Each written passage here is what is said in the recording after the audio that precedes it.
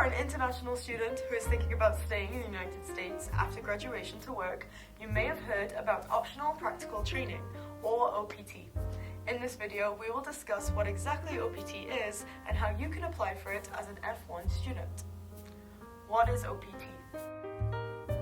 OPT stands for Optional Practical Training. It's a work authorization permit that allows students in F1 visa status to gain work experience in their field of study while here in the United States. To clarify, OPT is not a visa. Rather, it's a type of employment benefit for F1 students who are maintaining their visa status.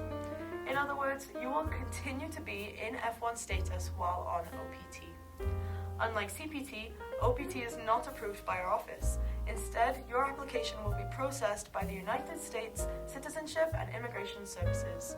However, our office will try our best to assist you during the application process. But ultimately, it's the student's responsibility for submitting the application through USCIS, who will approve the request. There are three types of OPT: pre-completion, post-completion, or standard OPT, with an additional STEM OPT extension option. In this video, we are going to talk about the post-completion OPT. Post-completion OPT eligibility. To apply for OPT, there are a couple requirements that need to be met. First, you must maintain a lawful F1 visa status for at least the previous 8 months. Next, you must have applied for graduation with your academic department before the OPT process, and you can't have acquired more than 1 year of full-time CPT. Lastly, USCIS must receive your OPT I-20 within 30 days of your advisor's signature. How long does standard OPT last? Standard OPT can be authorized for a maximum aggregate period of 12 months. A student then becomes eligible for another 12 months of OPT when they change to a higher education level. What kind of employment can I engage in while on OPT? Standard OPT offers various job options for students to gain real-world experience in a job that is directly related to their major.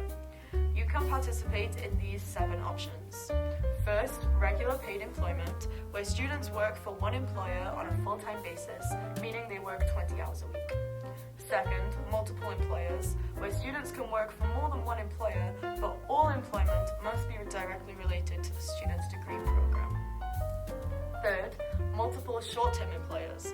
So musicians or other performing artists may work for multiple short-term employers like gigs.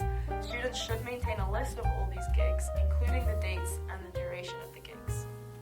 Fourth, self-employed business owners. Students may start a business and be self-employed. If you are considering doing that, you must be able to prove to the Department of Homeland Security that you have the proper business licenses and are actively engaged in a business that's directly related to your program. We recommend self-employed students seek consultation from a lawyer. Fifth, work for hire. Work for hire means that an individual performs a service based on a contractual relationship rather than an employment relationship. If requested by the DHS, students must be prepared to provide evidence showing the duration of their contract periods and the name and the address of the contracting company. 6. Unpaid or volunteer jobs. Students may work on a volunteer basis or as unpaid interns. 7th, employment through an employment or staffing agency or consulting firm. Students may gain employment through a third-party agency. OPT application overview. Our office can issue OPT I-20s to BYU students in their final semester who meet the OPT eligibility requirements. Then the student will use the OPT I-20 to apply for the Employment Authorization Document, EAD card, with the U.S. Citizenship and Immigration Services.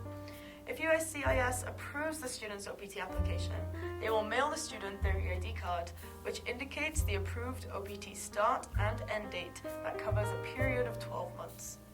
Once the OPT EAD card is received and the EAD card start date is reached, the student must fulfill certain employment and reporting requirements with the International Student Office and SEVP in order to maintain a valid F1 status.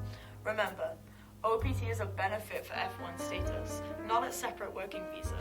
Therefore, our office will continue to monitor the student's F1 status during their OPT. When should I apply? For standard OPT, students cannot begin their OPT employment until their start date indicated on their EAD card that is issued to them by USCIS. When choosing the start date, remember that the OPT start date must be within 60 days after the program end date. Students can choose to start working immediately after they graduate, or they can take a longer gap between graduating and the beginning of their employment. The USCIS accepts completed OPT applications with the OPT I-20 as early as 90 days prior to their program end date and as late as 60 days after their program end date. Typically, the entire OPT application takes about 3 to 4 months, so we recommend students start to apply as early as the application window has opened.